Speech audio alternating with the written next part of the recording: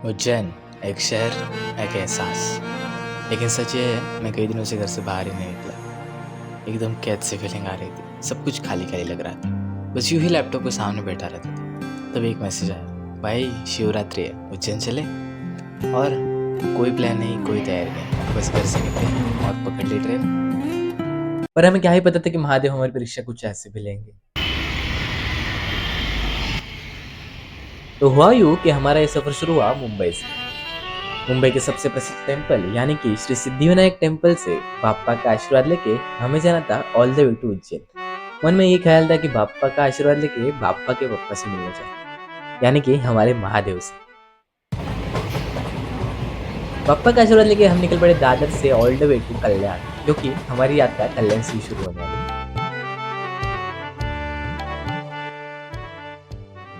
Video में आगे बढ़ने से पहले स्टार्ट विद एन इंट्रो। मैं हूं राहुल और यह है मेरा दोस्त रितेश। रितेश जो कि 7-8 घंटे की पूरी जर्नी करके आया है all the way from Kolhapur to Mumbai, ताकि हम दोनों साथ मिलकर उज्जैन जा सके। वैसे मानना तो पड़ेगा भाई को, क्योंकि हमारी ना ही कोई प्लानिंग थी और ना ही हमारा था कंफर्म टिकट। फिर भी भाई all the way from Kolhapur आए उज्जैन जाने के लिए, और इसीलिए हमारी इस यात्रा की सबसे बड़ी परेशानी थी। खैर, सोचा जो होगा महादेव की मर्जी में। पर हमें क्या ही पता था कि महादेव भी हमारी परीक्षा लेने की राह ही देख रहे हैं। एक तो महाशिवरात्रि और ऊपर से जनरल डिब्बा, ये थोड़ा एक्सट्रीम ही हो गया। पर जैसे ही हम उज्जैन पहुंचे तो रात भर थका देने वाली भूख अब हम ना सह पाए और कर दिया अपने आप को हवाले, और टूट पड़े सुबह की गर्मा गर्म चाय और बिस्कुट। पर अब इस थका देने वाली 12 घंटे की जर्नी के बाद अब हम और ना सह पाए और ले लिया एक रूम वहीं पे, और जाते ही सो गए। पर इस रूम रेंटिंग की कहानी भी थोड़ी ट्रेजिक और इंटरेस्टिंग है, चलिए सुनाता हूँ। जैसे हम सुबह सुबह उज्जैन आए, वैसे ही हमें स्टे दिखाया गया जहाँ हम रह सकते थे। और प्राइस सुन के तो हमें पहले सबसे बड़ा शौक लगा, क्योंकि अब महाशिवरात्रि का ये पूरा वीक चालू है, इसलिए प्राइस हाइक्स बहुत ज़्यादा हो चुके हैं। और हमने इस छोटू से रूम के लिए 1600 रुपये पे किए, और इससे गलत बात हमारे साथ इस ट्रिप में नहीं हो सकती थी। और आपको ये रूम दिखाता हूँ मैं। ये है हमारा छोटा सा रूम जिसके लिए हमने 1600 रुपये पे किए। हालांकि हमने 1600 रुपये पे तो किए थे, बट ये 1600 के लायक रूम तो बिल्कुल नहीं था। पर अभी हमें जाना था दर्शन के लिए। दर्शन के लिए निकलते ही हमें मिलते हैं ये महाशय, जो कि गप्पे लड़ाते लड़ाते हमें ले चलते हैं उज्जैन के प्रसिद्ध 5 मंदिरों के दर्शन करने। ऐसी मान्यता है कि उज्जैन आते ही हमें उज्जैन के महाकाल के दर्शन से पहले इन 5 मंदिरों के दर्शन करना अत्यावश्यक है, और उसके बाद ही हमें अपने दर्शन करने होते हैं अपने महाकाल के, यानी कि अपने महादेव के।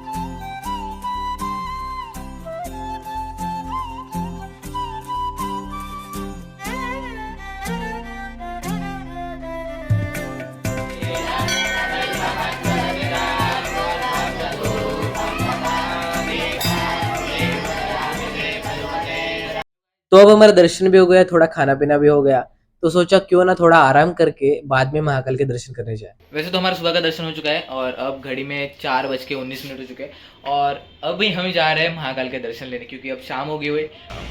आज हमने ये लिया था, आज सुबह सुबह हमने लिया था ये रूम, जो इस पूरे रूम सीरीज़ के आखिर में, और वहाँ आज हम रहे थे सुबह। और आज के सुबह के सारे दर्शन हो चुके हैं, मोस्टली दर्शन हो चुके हैं। अब महाकाल के दर्शन बाकी है, और वह ज्योतिर्लिंग के दर्शन लेने के बाद हम पूरी उज्जैन नगरी एक्सप्लोर करने वाले हैं। और महाकाल के दर्शन लेने के लिए हम जा रहे हैं, तो कैसा रहता है हमारा एक्सपीरियंस, चलो देखते हैं।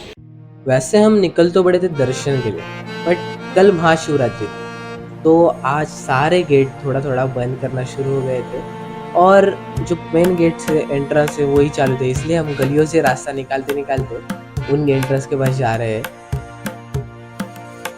और जैसे ही हम रास्ता निकालते निकालते उज्जैन की गलियों से पहुंचे महाकाल के मंदिर के पास, तो हमारे सामने का नज़ारा कुछ ऐसा।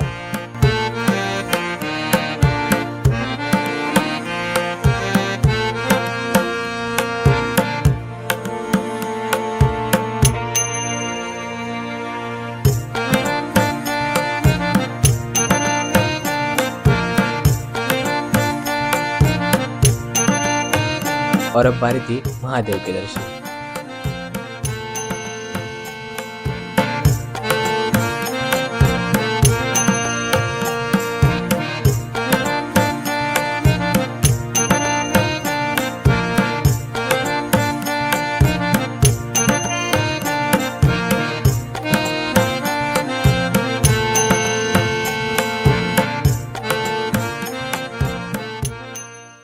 अब हमारा दर्शन हो चुका है और दर्शन के बाद अब टाइम है थोड़ा महाकाल का महालोक घूमने का।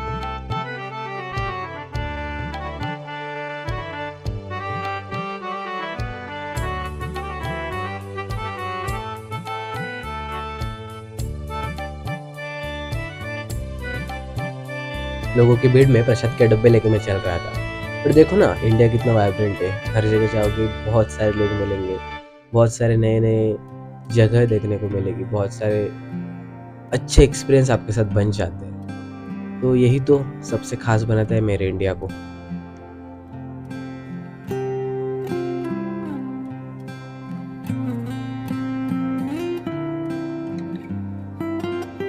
अब घूमते घूमते हो गई थी शाम और शाम का सनसेट देखने को मिल रहा था और भाई कितना ही मजा आ रहा था, क्या ही बताओ। हम दोनों दोस्त इतनी दूर घर से आए हैं, इतना दूर ट्रैवल करके, और यहाँ जो शाम का सुकून मिल रहा था सनसेट देखते हुए, उसकी तो बात ही अलग है। बहुत गप्पे लड़ाए हमने, ये यादें हमारे साथ बहुत अंत तक रहने वाली है।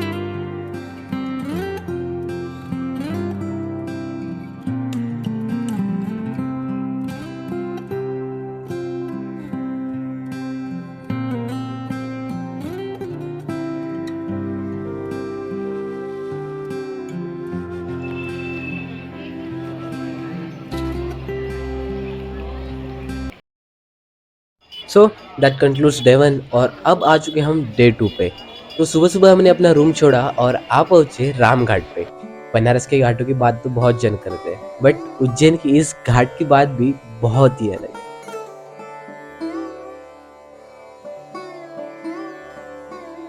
आज है महाशिवरात्रि का पावन पर्व, इसलिए आज घाट पे बहुत ही ज्यादा भीड़ है। बट कोई ना, बहुत सारे भाविक बहुत दूर दूर से महाकाल के दर्शन करने आए। उनको देख के भी एक अलग स्टोरी पता चलती है। और हमारे तो बात ही छोड़ो, हम तो बहुत ही खुश थे।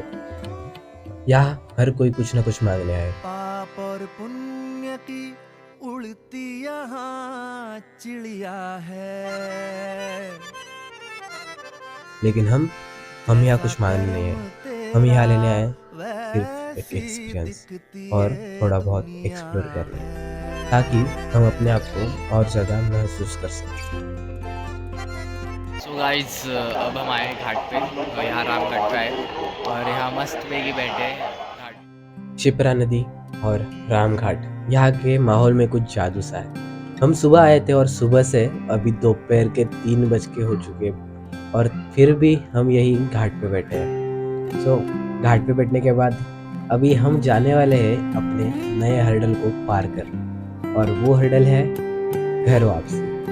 आज पूरी उज्जैन नगरी भक्तों से गूंज उठी थी, हर एक के लिए प्रसाद बट रहा था और हम आ चुके हैं ट्रेन स्टेशन पे, क्योंकि ये हर्डल पार करना बहुत मुश्किल है, क्योंकि अभी का सफ़र भी हम करने वाले हैं जनरल में। सो वीडियो पसंद आए तो लाइक और शेयर और एक कमेंट ड्रॉप ज़रूर करना।